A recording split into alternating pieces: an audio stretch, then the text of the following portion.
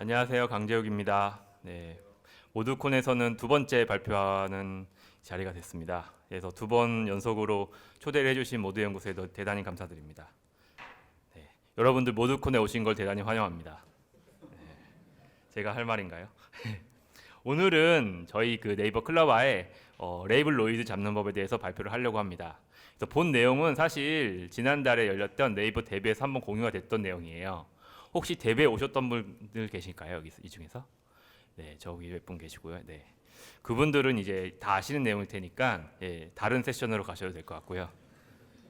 그 외에 혹은 두 번 정도 더 듣고 싶으시다 하신 분들은 이 자리에 남아 계시면 좋을 것 같습니다. 네, 지금 우리나라에서 혹은 외국에서 전 세계에서 많은 AI 프로젝트가 진행되고 있는데요. 그 AI 프로젝트 안에서 데이터 전략에 대해서 얘기하는 프로젝트는 많지 않습니다. 저는 왜 그런가 하고 생각하냐면 그 AI 데이터 전략 자체가 그 AI 프로젝트를 진짜 성공으로 이끄는 핵심적인 킥이기 때문이랄 것이라고 생각을 합니다. 핵심적인 경쟁력이요. 그래서 오늘은 그 핵심 경쟁력, 네이버 클로바 챗봇 팀이 가지고 있는 그 핵심 경쟁력 중에 하나를 여러분들께 특별히 공개를 드리도록 하겠습니다. 네, 그럼 바로 시작하겠습니다. 오늘의 얘기를 하기 위해서 먼저 레이블 노이즈가 무엇인지 한번 정의를 해봐야 될 것 같습니다. 레이블 노이즈란 무엇일까요? 네, 이해를 돕기 위해서 제가 그림을 하나 준비했습니다. 네, 귀엽죠? 네, 여러분의 데이터셋에 셀리라는 캐릭터가 있습니다. 자, 여러분들은 눈으로 보시고 여기서 잘못 달린 레이블이 무엇인지 볼 수 있으실까요? 네, 너무 여러분은 직관적으로 눈으로 보고 아실 수 있어요. 그럼 이 그림에서 저는 다음과 같이 정의를 했습니다. 레이블 노이즈란 같은 범주의 데이터를 잘못 설명하는 의도되지 않은 미스레이블링이다. 네. 그리고 그런 레이블 노이즈는 여러분들이 다루는 모든 데이터셋에 존재합니다. 네. 여러분들이 아무리 깨끗하게 만들었다고 생각할지라도 그 데이터 안에 존재합니다. 그러면 우리가 레이블 노이즈가 왜 문제가 되는지 알아봐야 될 것 같습니다. 이게 왜 문제가 될까요? 자, 한번 같이 보시죠. 우리는 데이터셋으로 모델을 학습시킵니다. 모델을 학습한다는 것은 데이터셋으로부터 패턴을 잡아내는 법을 배운다는 의미죠. 데이터셋에 만약에 노이즈가 없는 경우에 각 범주의 클래스에 대해서 모델이 잡아내야 될 패턴은 매우 단순해지고 그 모델의 학습은 굉장히 쉬운 것이 됩니다. 한번 예를 들어보겠습니다. 우리의 셀리 데이터셋을 학습시킨다고 한번 가정을 해볼게요. 그러면 그 데이터셋 노이즈가 없는 경우에는 우리는 셀리를 잡아내기 위해서 다음과 같이 노란색 피부나 오렌지색 도톰한 입술만을 잡아내면 되게 되겠죠. 하지만 데이터셋에 레이블 노이즈가 낀 경우에는 조금 양상이 달라지게 됩니다. 같은 범주의 클래스에 대해서도 모듈은 좀 더 복잡한 패턴을 학습을 해야 해요. 즉 예제에서는 모델은 셀리라는 클래스에 대해서 의도하지 않은 번개꼴이나 그 눈썹 달린 귀여운 셀리를 기대하도록 학습이 되죠. 이걸 결과적으로 말하면 그런 이제 레이블 노이즈는 결국 모델의 피처 익스트랙션 능력을 떨어뜨리고요. 그런 떨어진 피처 익스트랙션 능력은 결국 모델의 성적 저하로 이어지게 됩니다. 그래서 실제로 많은 리포트들이 이제 나오고 있는데 이런 레이블 노이즈가 정제되지 않은 데이터셋이 많은 AI 프로젝트가 실패하는 가장 큰 원인이 되고 있습니다. 그래서 아마 여기 계신 많은 분들도 공감하실 거라고 생각을 해요. 네. 그러면 이 레이블 노이즈를 해결을 해야 될 텐데 과연 어떻게 해결할 수 있을까요? 지금 머릿속에 여러분들이 그동안 프로젝트를 진행하시면서 고군분투했던 그런 과정들이 그려지실 거예요. 자, 그럼 클로바는 어떻게 다루는지 한번 얘기를 해보겠습니다. 모델을 트레인하는 데 3요소가 있습니다. 첫 번째가 모델 구조, 뼈대기, 모델 뼈 구조 안에 웨이트가 없는 모델 뼈대기, 그리고 데이터셋, 그리고 훈련 방법, 이 3요소가 있습니다. 가장 단순하게는 우리는 정말 복잡하고 다양한 패턴을 학습할 수 있는 모델을 쓸 수가 있어요. 예를 들면 요즘엔 작년에 나온 버트와 같은 엄청 거대하고 강력하고 파워풀한 그런 모델을 써가지고 노이즈의 패턴까지 학습시켜서 제외시켜버릴 수가 있습니다. 하지만 모델 자체의 복잡도가 올라가는 경우에는 훈련 비용뿐만 아니라 서빙 비용까지 같이 증가하게 되죠. 그리고 그런 것들은 여러분들이 GPU를 더 열심히 돌리게 되기 때문에 여러분들은 이제 남극에 있는 얼음을 녹이는 그런 데에 기여하실 수가 있습니다. 네, 바람직하지 않습니다. 훈련 방법을 좀 더 세련되게 가져갈 수 있어요. 예를 들면 커리큘럼 러닝이라는 게 있어요. 혹시 들어보셨나요? 커리큘럼 러닝. 여러분들이 학원에 가셨을 때 예를 들면 혹은 어떤 운동을 배우실 때 처음부터 심화반에 들어가시나요? 아니죠. 기초반부터 차근차근히 단계를 밟아가면서 학습을 하게 됩니다. 마찬가지로 모델도 데이터를 쉬운 데이터부터 어려운 데이터까지 그 순서를 정해가지고 학습시키는 방법이 있습니다. 그게 바로 커리큘럼 러닝입니다. 즉 사람이 학습하듯이 모델도 학습하는 거죠. 최근에 구글에서 나온 기법으로 멘토넷이라는 게 있는데요. 이거는 그 커리큘럼을 생성해주는 모델입니다. 그래서 실제로 학습 대상인 스튜던트 모델과 이터랙션을 하면서 학습을 해나가는 방식이죠. 하지만 이 경우에도 훈련 복잡도 증가를 피할 수 없겠죠. 멘토넷 같은 경우에는 그 멘토넷을 훈련시키기 위한 추가적인 어노테이션, 즉 추가적인 데이터셋이 필요하게 됩니다.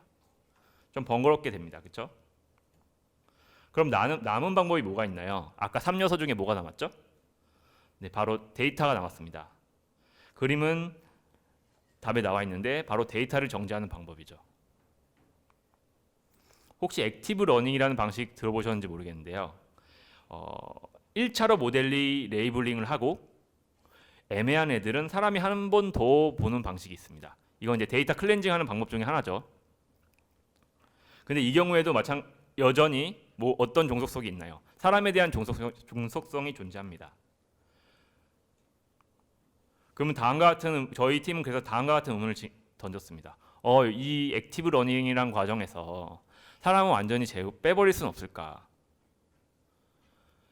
아르바이트를 고용하지 않을 수는 없을까? 그런 고민을 하게 됐고요. 이거는 사실 저의 고통에서 왔다고 봐요. 이제 아르바이트를 고용하게 되면 커뮤니케이션 코스트가 발생하기 때문에 저는 그 코스트를 정말 최소한으로 줄이고 싶었습니다. 그래서 혼자 열심히 꿍짝꿍짝 고민하는 결과 건의를 했죠. 이런 걸 만들어 보겠습니다. 그래서 오늘의 이야기는 이걸 어떻게 구현했는지에 대한 얘기입니다. 네. 그래서 오늘은 제가 이름을 진 거예요. 레이블 컬렉팅 오토 ML 피코. 네이버 클로바 챗봇 모델의 오리지널 모델입니다. 자, 그러면 한번 이렇게 시작을 해볼게요.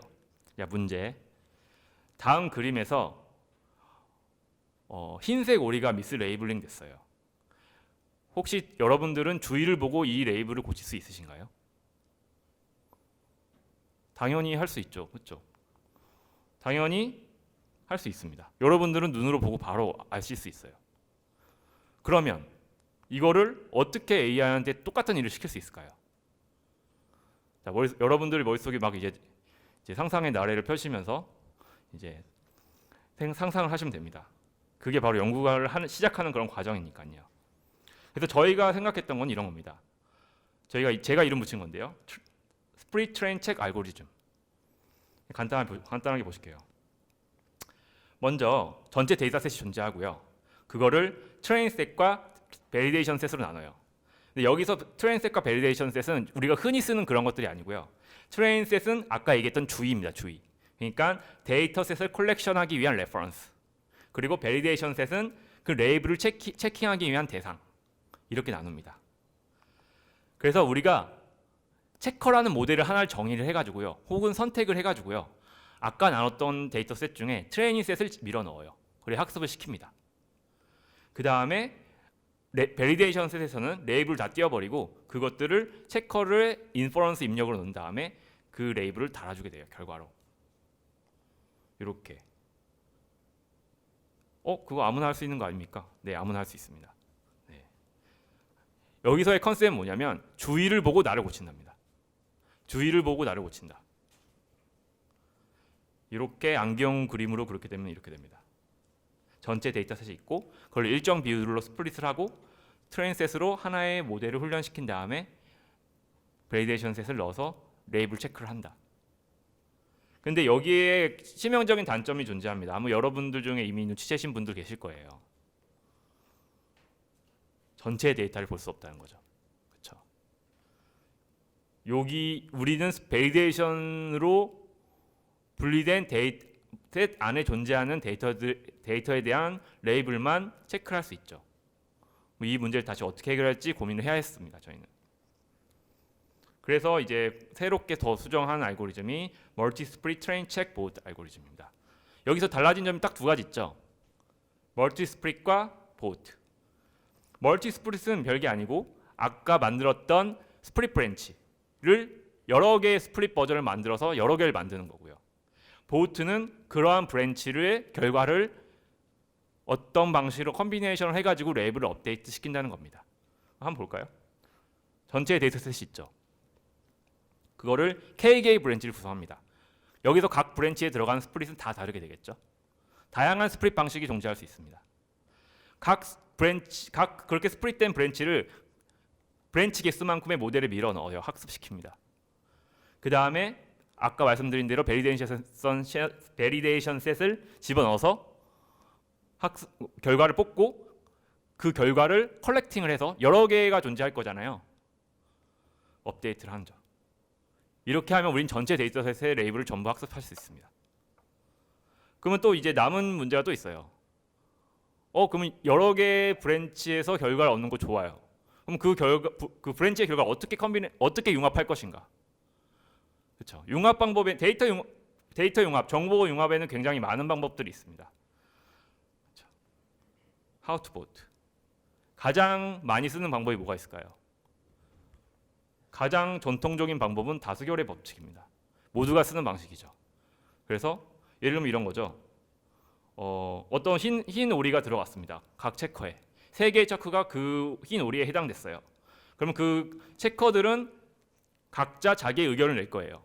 그럼 그 의견에 다수결의 원칙을 적용해가지고 레이블을 업데이트하는 겁니다. 이 경우에는 3개의 체커가 다 흰 오리라고 판정을 했네요. 그러면 그 레이블은 그냥 흰 오리로 남아 있는 겁니다.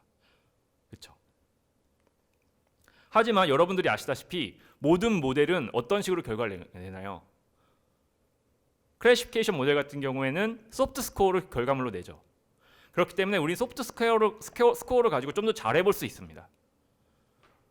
그래서 나온 방식이 이제 피코라는 방식입니다. 네, 피코 이름 귀엽지 않나요? 네, 죄송합니다. 네, 사람들은 많이 동의해 줬는데 아닐 수도 있다고 생각합니다. 네. 피코는 새로운 게 아니고 사실 이전부터 머신 러닝이나 시그널 프로세싱에서 많이 사용했던 확률을 다루는 도구를 다시 한번 사용한 거예요. 먼저 여기에 3가지 조상분들을 제가 모시고 왔는데요. 네, 많이 보신 분들도 계실 거예요. 그래서 먼저 그 체커의 관찰 결과와 그리고 사전 지식을 결합하기 위한 베이스를, 그렇죠? 많이 보셨죠? 여러분들 이거는 머신러닝 하시는 분들은 다 배우시는 거잖아요. 그리고 이터레이션을 통해서 확률 정보를 교환해서 점차적으로 컬렉션하는 방식을 알려주신 갈라가 할아버지. 이분은 아직 살아계십니다. 참고로. 네, 증손자까지 보셨다고 얼마 전에 들었습니다. 그리고 레이블링의 히스토리, 그리고 레이블링의 히스토리를 아까 이제 위에서 이터레이션을 한다고 했잖아요. 그 이터레이션마다 레이블링이 업데이트되는 히스토리를 반영하기 위한 모델링 중에 하나인 히든 마코브 체인. 이렇게 3가지분의 지혜를 모아 한번 피코를 설계를 했습니다. 그래서 직관적으로 보시기 위해서 제가 그림으로 한번 그려왔습니다. 한번 보실까요? 먼저 K개의 훈련된 체커를 가지고 시작을 하겠습니다. 하나의 데이터에 대해서 N개의 체커가 클래시피케이션 스코어를 결과하겠죠. 그리고 우리는 이 값을 프로덕트를 통해서 결합할 수 있습니다. 프로덕트가 아닌 방법을 통해서도 결합할 수 있습니다. 근데 이제 현재 저희가 구현된 방식은 프로덕트를 통해서 결합하는 방식을 사용하고 있습니다. 그리고 이걸 조인트 라이클리후드라고 저희가 얘기할게요. 그리고 히든 마코브 모델로 모델링된 사전 지식이 계산이 되고요. 그것을 이제 베이스 룰을 통해서 결합을 합니다. 그리고 이제 높은 확률 값을 가지는 것으로 레이블을 업데이트해요. MAP 업데이트를 하는 거죠. 그리고 그 결과를 다음번 이터레이션으로 넘겨주게 됩니다. 여기서 MAP를 취하지 않고 그 소프트 스코어를 그대로 다음 이터레이션으로 넘겨줄 수 있습니다. 네. 그래서 이거를 계속 돌게 되면은 피코가 수렴을 하게 되고요. 어느 정도 좀 더 이제 개선된 데이터셋을 결과를 하게 됩니다.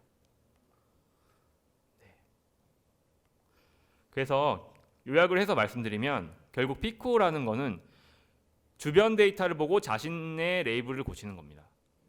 근데 이터레이션을 하는 이유는 주변 애들조차 처음부터는 깨끗하지 않은 거예요. 그러면 반복적 업데이트라는 게 여기서 효과를 발휘하는 게 주변이 깨끗한 애들로부터 먼저 컬렉션이 되기 시작을 하고요. 반복에 따라서 점점 이제 점차적으로 넓은 범위에 있는 데이터들이 리레이블링 되기 시작합니다. 그래서 요거를 이제까지는 굉장히 스토리텔링을 하기 위해서 굉장히 이게 이야기처럼 얘기를 했는데 실제로 구현을 하면은 이렇게 됩니다. 이렇게. 그래서 굉장히 삽질을 많이 했고요. GPU도 많이 썼고요. 메모리도 많이 폭파시켰고요. 그래서 저희는 그거를 스팍과 그리고 네이버 내부의 이제 GPU 클러스터인 CS3DL 그리고 내부 프로젝트, 그러니까 로컬 서빙 프로젝트 같은 걸 구현을 해가지고 구현을 했습니다. 그래서 가장 어려웠던 거는 아까 이제 아마 이제 데뷔 영상을 보시면 아시겠지만 뒷부분에 오늘 시간 관계상 생략을 했는데 뒷부분에 이전 이터레이션의 정보를 다음 이터레이션으로 어떻게 넘겨주는 히든 마크업 모델링에 대한 얘기가 좀 나오는데요. 그 부분에서 저희가 확률 맵을 저장을 하게 돼요. 매 이터레이션마다. 근데 그 확률 맵을 저장한다는 게 상당히 쉽지가 않습니다. 그 확률 맵이라는 게 이제 저희가 디자인했을 때는 만약에 1000개의 클래스다라고 하면 1000x1000 매트릭스를 저장을 하게 되거든요. 근데 이게 생각보다 메모리 사이즈가 클래스가 커짐에 따라서 이제 굉장히 많은 메모리를 차지를 하게 되고요. 그것 때문에 많이 이제 로컬 서버를 터뜨렸습니다. 그래서 되게 어려웠는데 그걸 이제 해결했던 방식 중에 하나는 이제 스파스 스트럭처를 써서 스파스 매트릭스 스트럭처를 써가지고 현저하게 메모리 사이즈를 줄일 수 있었습니다. 네, 그래서 앞서서 보여드렸던 요렇게 하겠습니다라고 이제 5월달 정도 얘기했어요. 그래 한번 해봐라고 해서 했는데 그래서 결과적으로 이렇게 됐다는 거죠. 네, 그래서 저희는 피코를 어떤 목적을 위해 만드냐면 저희가 서비스하는 게 이제 주로 이제 FUK 챗봇이 있습니다. 그 챗봇 FUK 챗봇의 데이터셋의 정제를 목적으로 만들었어요. FUK 챗봇에 대해서는 구글이나 마이크로소프트, IBM 같은 많은 회사들이 많이 하고 있죠. 근데 한국어, 일본어는 네이버 클로바가 제일 잘합니다. 네, 세계 최강이고요. 네, 박수 한번 주셔도 될 것 같고요. 네, 왜냐면 이런 게 찍혀야지 제가 이제 여기 와가지고 이제 일을 한 거니까요. 네. 네이버 챗봇의 그 품질을 올리는 가장 쉬운 방법은 대화 주제를 한정하는 거예요. 그게 가장 쉬운 거죠. 근데 이제 그 대화 주제를 한정할 때 이제 같이 이제 데이터도 정제를 해가지고 모델의 성능을 올리려고 합니다. 많은 방식들이 존재하는데요. 현재는 이제 쿼리 인텐트 클래시피케이션 방식이 가장 좋은 성적을 나타내고 있고요. 그 쿼리 인텐트 클래시피케이션은 다음 그림으로 표현이 될 수 있을 것 같습니다.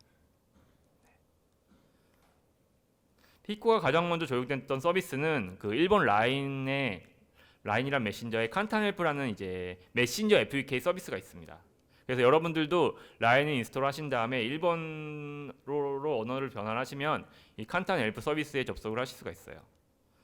네. 지금은 이제 그 외 서비스에도 적용을 준비를 하고 있습니다. 그래서 칸탄헬프 서비스의 데이터셋이 대략 9만 개의 쿼리 데이터 수가 9만 개 정도 되고요. 인텐트 개수가 대략 1000개 정도 됩니다. 그래서 데이터셋이 굉장히 큰 만큼 레이블 노이즈를 많이 포함을 하고 있었고요. 그리고 이 서비스를 초기에 빌드하는 거였기 때문에 데이터셋 자체도 깨끗하지 않아요. 여러분들 모델만 처음 뭔가의 AI 서비스를 기획할 때 데이터셋이 딱 만들어지고 그 다음에 모델이 만들어지고 뭐 서빙이 되고 이렇게 가실 것 같지만 사실 그렇지 않습니다. 데이터 대충 만들어 놓고 동시에 또 모델도 좀 만들고 그리고 이제 서빙도 좀 하면서 이 세 개가 돌아가면서 계속 이제 서로 주고받으면서 업데이트가 되잖아요. 그래서 처음엔 되게 데이터셋이 많이 이제 안 좋았는데 저희가 이제 서비스를 개발을 하면서 굉장히 점차 좋아지는 과정이 있었고 그 과정에 피코가 어느 정도 기여를 했습니다. 그뿐만 아니라 아까 이제 레이블 노이즈를 말씀드렸고요. 그뿐만 아니라 이제 하나의 쿼리가 두 개의 이상의 클래스에 속하는 모호성을 가지는 경우도 굉장히 많아요. 이게 이제 유닉 클래시피케이션 케이스임에도 불구하고 그런 데이터셋이 많이 존재를 해서 초반에 되게 성능을 많이 깎아 먹었었고요. 많은 분들이 궁금해하시는 게 이제 그러면 체커 모델을 뭘 썼냐라고 많이 질문하세요. 저희가 썼던 체커 모델은 이제 내부적으로 일본어 커스터마이징된 이제 버트를 사용을 했고요. 이제 버트를 이제 처음부터 학습시킨다는 건 굉장히 버거운 일인 거 여러분 다 아시잖아요. 그래서 이제 내부 이제 그 파인 튜닝 같은 경우는 해놓고 저희가 이제 피코를 통해서 학습을 시키게 된 거는 이제 그 클래시피케이션 레이어만 트랜스퍼 러닝을 해서 학습을 하는 방식을 취했습니다. 그래서 이제 결과는 저희가 이제 세 가지를 보여드리는데요. 첫 번째가 베이스라인, 아무것도 안 한 데이터셋으로 성적을 측정한 결과고요. 두 번째가 이제 저희가 이제 룰 베이스 기반으로 그런 노이즈를 제거했던 방식. 예를 들면 아까 하나의 쿼리가 두 개 이상의 그 클래스에 동시에 들어가 있다, 막 그런 말씀드렸잖아요. 그걸 이제 인위적으로 제거를 하는 거. 그것보다 이제 피코가 대략적으로 베이스라인 대비 3% 정도 개인이 있었다. 그 3%라는 거는 사실 굉장히 큰 숫자입니다. 모델을 하시는 분들은 아실 텐데, 네. 근데 이제 그 모델러분들, 저도 모델러긴 하지만 모델러분들이 그럴 때 그러셨어요. 뭐 이렇게 무슨 뭐 적용하고 저희는 뭐 자기네들은 0.1, 0.1 이렇게 찔끔 올리는데 데이터셋에서 한번 이게 컬렉션을 하니까 갑자기 점수가 확 올라가더라. 네, 그렇습니다. 여러분들 데이터셋을 이제 사실 잘 다루는 게 사실 제일 중요하다고 생각해요. 그래서 오늘 많은 말씀을 드렸는데요. 사실 제가 드리고 싶었던 말씀은 피코를 이렇게 자랑을 하는 게 아니고 다음과 같은 메시지를 드리고 싶었어요. 처음에 말씀드린 것처럼 특별한 데이터 전략이 없는 AI 프로젝트는 굉장히 어려울 것이다. 데이터를 어떻게 다뤄 나가겠다. 데이터에 대한 관리를 어떻게 해나가야겠다는 그런 철학 없이 진행되는 AI 프로젝트는 굉장히 어려울 수 있다. 그리고 기왕이면 그 전략 자체를 자동화시키는 게 굉장히 중요하다. 이건 제 자랑이네요. 저희 팀은 굉장히 잘하고 있다는 얘기고 피코는 그런 거를 도와주는 하나의 방법이라는 얘기를 하면서 오늘의 이야기를 마무리하겠습니다. 네. 마지막으로 제가 이제 항상 클로징 멘트를 준비하는데요. 오늘 이런 멘트를 준비했어요. 오늘 여기 또 스폰서가 마이크로소프트라고 하더라고요. 네. 그래서 마이크로소프트에서 하나 가져왔습니다. 내일의 일자리를 준비하는 사람들에게 가장 필요한 역량은 바로 계속해서 배우는 능력일 것이다. 그래서 주말에도 이런 서울대까지 오셔가지고 공부를 하신 여러분들이 바로 그런 분들인 것 같고요. 그런 것들을 모두의 연구소와 항상 함께 해주셨으면 좋겠습니다. 감사합니다.